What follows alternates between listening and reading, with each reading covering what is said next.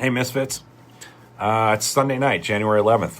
Welcome to From the Writer's Cabin in Highland County, Virginia. I'm Jeff Newton. Hopefully, most of you guys know me. Former producer at 60 Minutes, a former senior producer at National Geographic, and a former senior producer at Vice on HBO. Let's have some tea tonight, as usual, right? Sit back, have a little drinky poo. And let's have a chat about Trump Derangement Syndrome briefly and the hypocrisy and lies that causes people to say you have it, right? Trump supporters usually do that. It's pretty simple why they do it.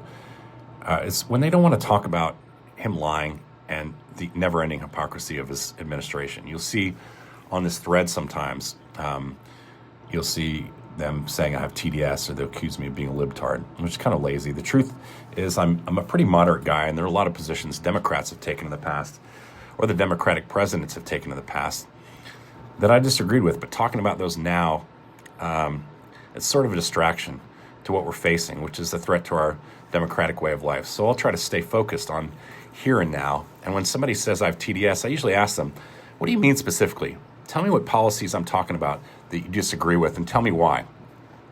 And if they don't want to do that, I just block them because they're wasting all of our time. But back to the sort of issue at hand. This is really about my disdain for politicians who are hypocrites and liars. We all make mistakes in life, and not everybody's perfect. But it's those people who do it on a consistent basis for power and money that I think makes many Americans angry.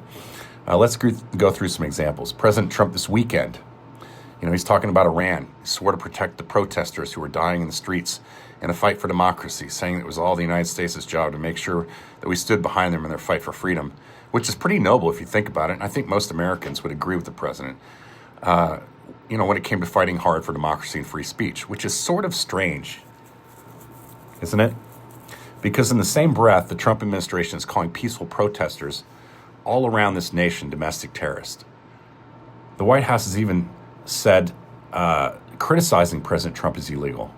And that's a fucking lie, but it's also the kind of hypocrisy that makes us sort of scratch our heads in a country that so covets our First Amendment. And this is actually sort of a triple hypocrisy. You remember those folks who were rocking up on January 6th, smashing doors and windows, sending terrified members of Congress hiding under their desk and running for the emergency exits? Do you remember those peaceful protesters, right? Many of them members of the Oath Keepers and Proud Boys.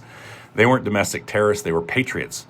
They were such great patriots that on day one of Trump's second term, he pardoned 1,500 of them, which includes those convicted of violent offenses against the Capitol Police. And MAGA loved it. So it's kind of a strange position when you think about the death of Miss Good in Minnesota, because MAGA and the administration have labeled her a domestic terrorist without an investigation, a trial, or a conviction. They have, in this case, applauded the police officer who killed her. Does that strike you as hypocrisy, given January 6th and what one person's action were the other day? On immigration, Donald's about getting rid of the people who violated immigration laws, especially those who used false information to gain legal status. And I think we could all agree that people who lie to get legal status in the United States should be considered for deportation. Have you guys read the Associated Press work from May 2016? AP, I freelanced for them in college. They're one of the world's most accurate and reliable news organizations. They reported that Melania Trump had come here on a tourist visa, but soon after arriving, she began working on that same visa. And that's a clear violation of her visa status, right? Okay, Associated Press was very specific, and they had receipts. It reported that Melania Trump was paid for 10 modeling assignments in the U.S. between September 10th and October 15th, 1996, before obtaining legal work authorization. I mean, she must have been one hell of a model, right? Because soon after that, she obtained legal visas. I mean, you know how long it takes to get a legal visa? And then 1 year after marrying Donald Trump, she became a U.S. citizen. Here's a little side note worth mentioning. According to 8 U.S.C. 1451A, citizenship obtained through fraud or misinterpretation is not legally binding and can be revoked. This includes providing false information or concealing relevant facts during the naturalization process. Her citizenship could be taken away from her. She could be deported for such violations. Do we think that should be investigated, Mr. President? Asking for the other brown people. On trade, the Republicans have continued to try to push tariffs down the throats of hardworking Americans, and Trump has always complained that Democrats overtaxed every American. Tariff or taxes? Does that sound like a lie and hypocrisy all wrapped into one? Here's one. Marco Rubio. Some more tea here. Hang with me. Same thing. Irish breakfast tea. Milk and honey. Marco Rubio at the State Department have recently said President Trump always follows through on what he says he's going to do. And the world should take note. And that's a pretty impressive piece of diplomacy, really. Mr. Trump promised to solve the war between Ukraine and Russia in one day. Didn't you say Mexico was going to pay for the wall built between these two great nations? Were these lies? Mr. President, you signed into law a bill to release the Epstein files by December 19th. That's a few weeks ago. If you really follow through on everything you promised, like little Marco promised, why haven't you released the totality of the 2 million files that still remain in DOJ custody? Aren't you the rule of law president? Remember that from 2015? I want to be the rule of law president. Rule of law president. Are you a hypocrite or just a liar? Or are you both in this case? Haven't Republicans repeatedly argued that states should control their own destiny, as in the case of the abortion legislation, or the abortion ruling by the Supreme Court, actually? When it comes to securing our own towns, you send in National Guardsmen to walk the streets of places like Washington, D.C. and L.A., and you try to do the same in Chicago, but we're blocked by federal courts. It's too bad, right? Wasn't it? But was it hypocritical to say you support states' rights to self-determination, then force National Guardsmen to their streets to make them look soft on crime? Republicans and Donald Trump had screamed from the rafters about state sovereignty and freedom. States meaning nation states, right? So how does that align, Mr. President, with your desire to take over the entire country of Greenland, which just so happens to be full of precious minerals used in the tech industry? You say it's about national security, though, and we believe it. And you say Denmark, a NATO country which controls the territory of Greenland, can't protect it from the likes of China and Russia.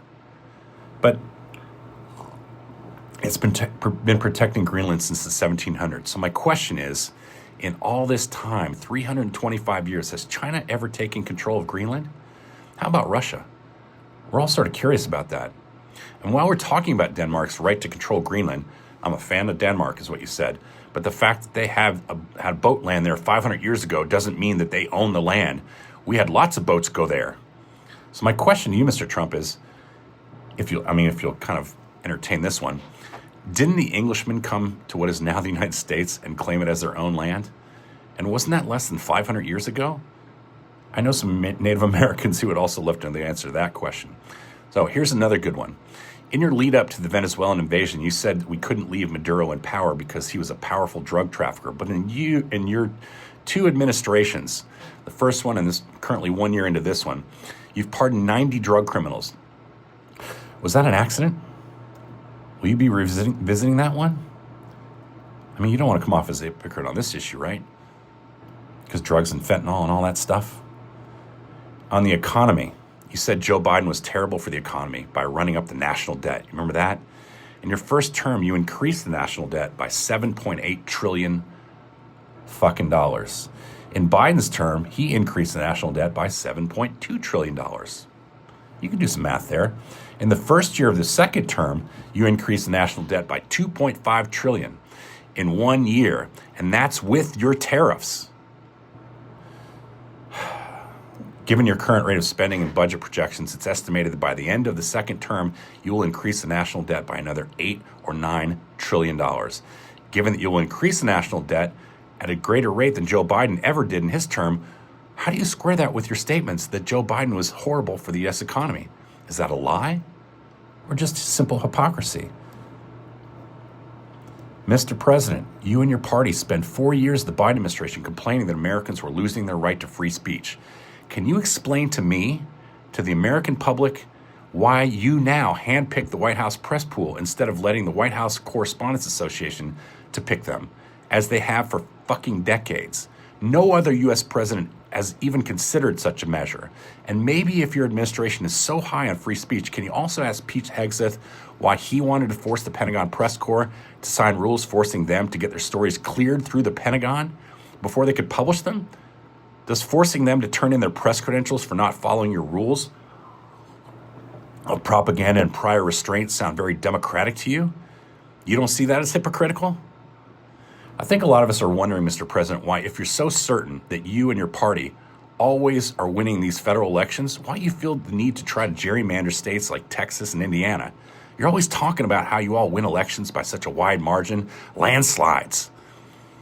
Then why do you need to redraw the congressional maps? That sounds kind of hypocritical, doesn't it? And Mr. President, you've repeatedly told Americans that you didn't know anything about Project 2025. Can you explain to us why you have at least 31 staffers on your administration who worked on Project 2025? This includes Russ Voigt, who's the fucking head of Office of Management and Budget, and John Radcliffe, who is the director of the CIA. Are you telling me you didn't know who these men were before you hired them? Are you saying you didn't know the White House spokesperson, Caroline Leavitt, worked on Project 2025? That doesn't seem like hypocrisy, but we are wondering if it was a lie. Look, when they tell you that you have Trump Derangement Syndrome, just ask them to be specific or leave the fucking chat, because saying somebody has TDS only means that they're not serious thinkers and not worth your time. I found in the last 2 weeks that people who make those types of comments on my pages are either bots or have 32 friends and are typing from their parents' basement. So stay focused to keep shedding light on what this administration is doing for the next 3 years. Please follow, like, and share on my personal page, and especially on all the social media pages from the Writer's Cabin. We'll keep putting a spotlight on these actions of this administration and its colorful characters. Democracy dies in darkness. Thanks.